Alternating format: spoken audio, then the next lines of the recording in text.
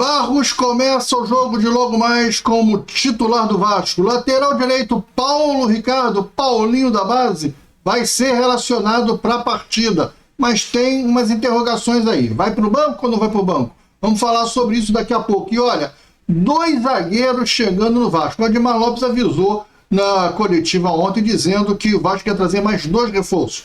2 zagueiros estão chegando. Janela fecha na próxima terça-feira, dia 2 de setembro.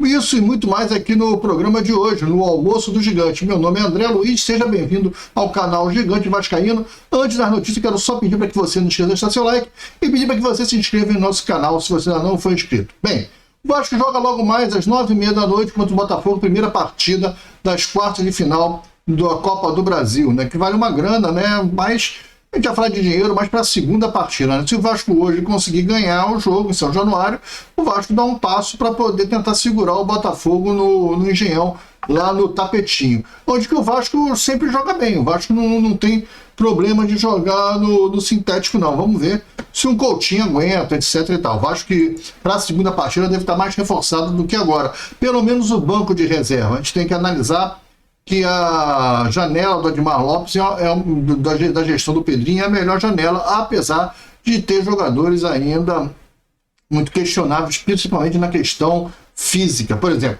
tratou o Thiago Mendes. O Thiago Mendes, eu não tenho dúvida que o Thiago Mendes sabe jogar futebol. Ele é um bom jogador. Por exemplo, na janela passada trouxe o Maxime Domingues. Pô, eu tenho dúvida, mas o Thiago Mendes eu não tenho dúvida. Eu sei que ele é um bom jogador.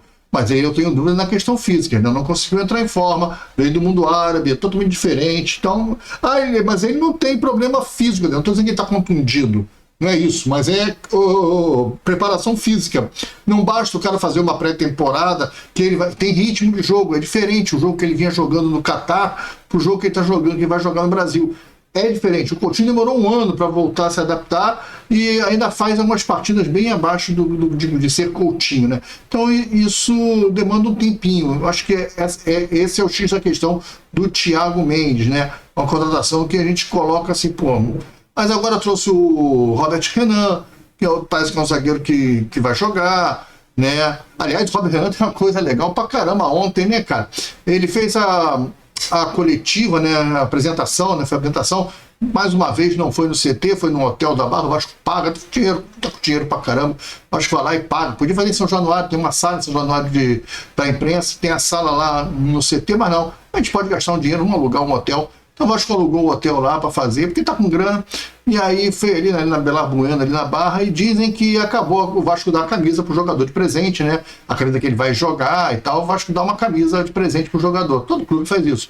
Então, ele veste, tira as fotos, e o jogador depois tira as fotos, tira tudo, dá entrevista com a camisa. Na hora de ele ir embora, ele tira a camisa, claro, dobra, bota na caixa, né? Que a camisa vem numa caixa e tudo.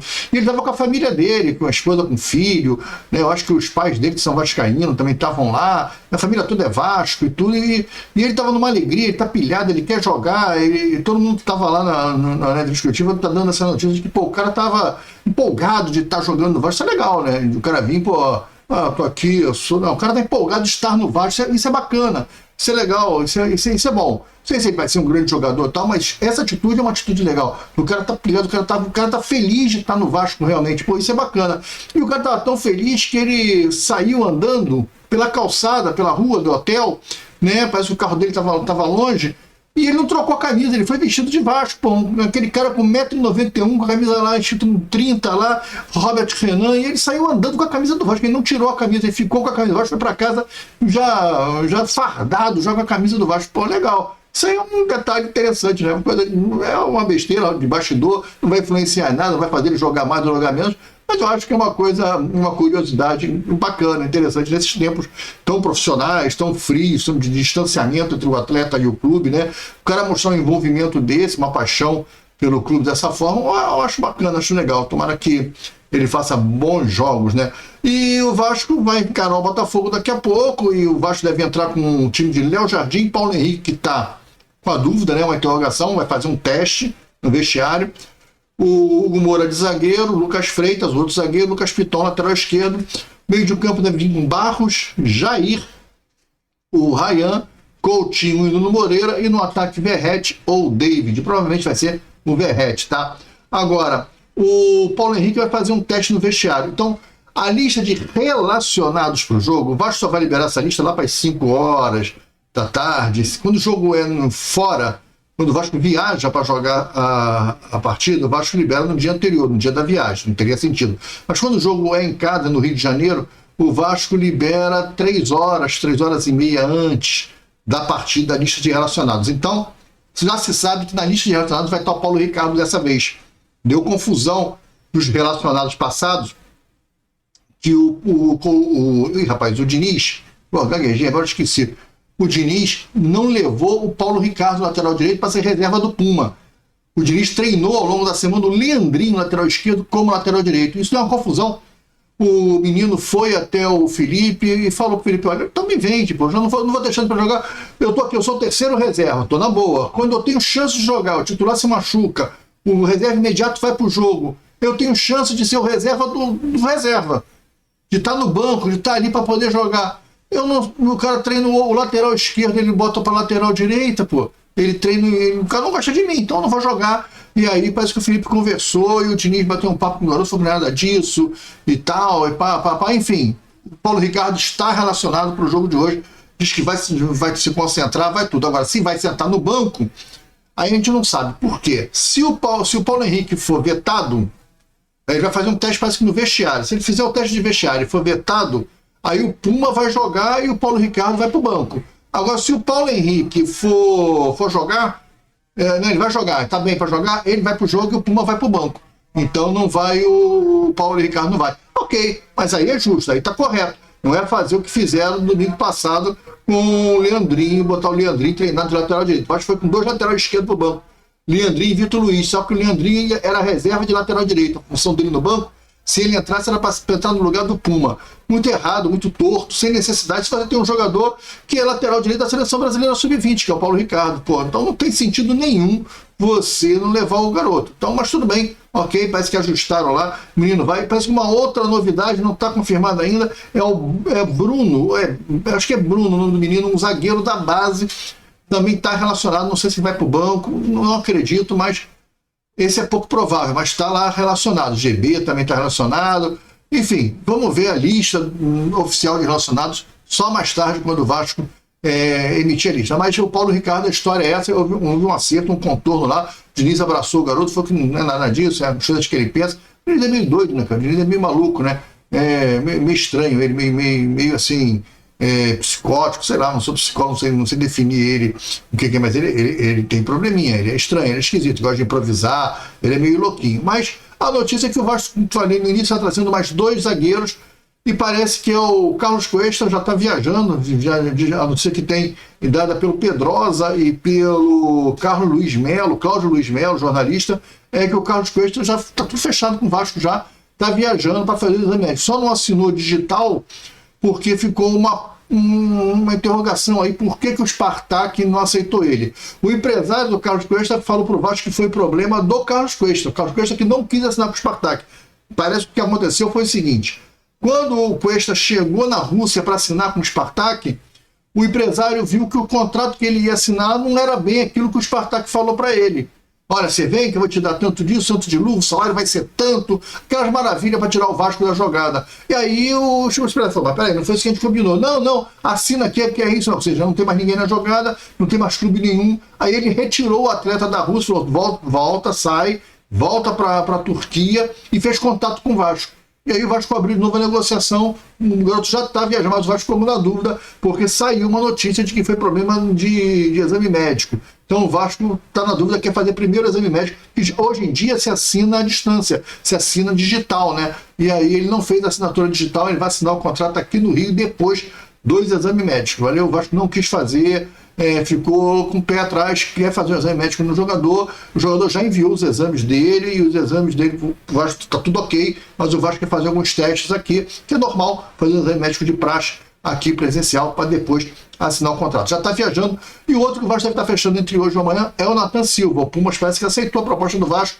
o Atlético Mineiro barrou aquele negócio do 10%, não quis abrir mão dos 10%, mas o Pumas parece que vai aceitar os 70%, o Vasco aumentou um pouquinho a proposta, 5,5 milhões, não vai dar os 4 milhões que o Pumas queria só para a parte dele, porque eu já falei aqui no outro vídeo, O Nathan Silva, ele tem 70% do Puma, 20% é dele e 10% é do Atlético Mineiro. O Puma tentou com o Atlético Mineiro abrir mão dos 10%. O outra vez foi eu, não. Eu quero meus 10%. Ok.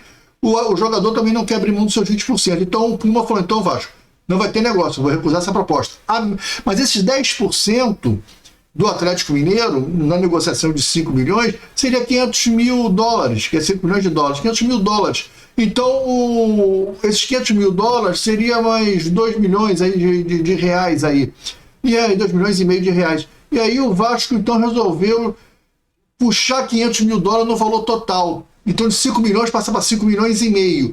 Quando você tira 70%, não vai dar o valor líquido que ia dar pro Pumas se ele tivesse 80%, que é os 80% dele, mais 10% do Atlético Mineiro, de 5 milhões, que daria 4 milhões. Ele não vai ter 4 milhões, mas com 5 milhões e meio a 70%, ele vai ter algo em torno de 38,5, né, de 3 milhões e 850, quase 4 milhões de dólares ele vai ter na mão dele. Então, isso aí, para ele, ele abriu mão também de um pouquinho para lá, um pouquinho para cá. O jogador comunicou que quer vir para o Vasco. Então, parece que o Vasco está fechando com o Nathan Silva e o irmão mais novo e com mais qualidade, parece, do Erley. Né? Se ele for pior do que o Erley, está roubado. E também Carlos Cuesta. Então, 2 zagueiros pela direita para disputar a posição. Com isso, o Moura volta a fazer a volância, né? A cabeça de área ali. Não é isso? Olha, boas notícias. Eu acho que o Vasco está fazendo uma janela razoável para boa. Eu trouxe o Matheus França, que é um meia, eu não vejo necessidade, mas é um bom jogador. Se tiver bem fisicamente, vai ajudar. Não vejo necessidade porque você tem o Estrela, você tem o Zuccarello. Eu acho que é besteira pagar 900 mil, eu falei que era 1 milhão, mas não é 900 mil reais que vai pagar de salário pro Bonitão e do Matheus França. Não acho necessário. A minha crítica é em cima disso, não em cima do futebol. Acho que o cara tem futebol. Enfim, eu acho que o Vasco vai ficar com um banco mais qualificado agora, né? Eu acho que Alex Teixeira vai perder espaço no banco, o Paulinho vai perder espaço no banco, já está perdendo, né? Já está perdendo espaço no banco, não está mais sendo levado. Lucas Oliveira, mais uma barana que vai sendo afastada, né? Porque aí você vai ter 2 zagueiros pela direita e 2 zagueiros pela esquerda. Pela esquerda fica Lucas Freitas e o Robert Renan disputando a posição, e pela direita o Cuesta, o Carlos Cuesta, que está chegando, e o Nathan Silva. Eu acho que fica mais equilibrado o time, né? Com 2 para cada posição. Enfim, pode vir a dar certo isso aí.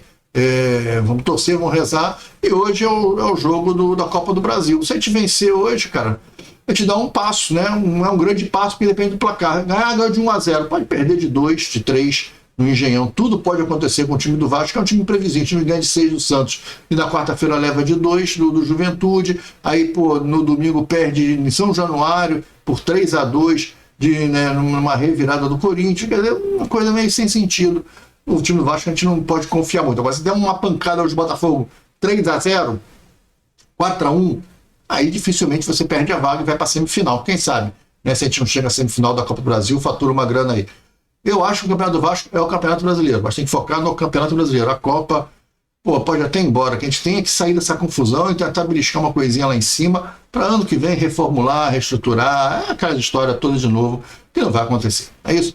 Galera, fique com Deus, um grande abraço. Hoje não tem resumo gigante, tá? O vídeo das 7 horas da noite, nós não vamos fazer hoje, porque hoje a gente tem a live. A gente faz live de pré-jogo hoje às 8 horas e 15 minutos, 8 e 15 da noite, às 20 horas e 15 minutos. Nós vamos entrar ao vivo com a live de pré-jogo. Vamos estar falando da escalação, dos relacionados, vamos falar da arbitragem, vamos falar o que a gente espera, qual a expectativa nossa para esse jogo. Enfim, vamos ver se já tem notícia sobre o teste do Paulo Henrique, ou se vai ficar muito para cima. E aí, quando for 8h30, deve estar sendo a escalação de como o Vasco vai entrar em campo. Então a gente vai acompanhar isso tudo aí. Vem pro pré-jogo com a gente às 20 horas e 15 minutos. Valeu? Grande abraço, fique com Deus. Até o nosso pré-jogo. Fui. Tchau.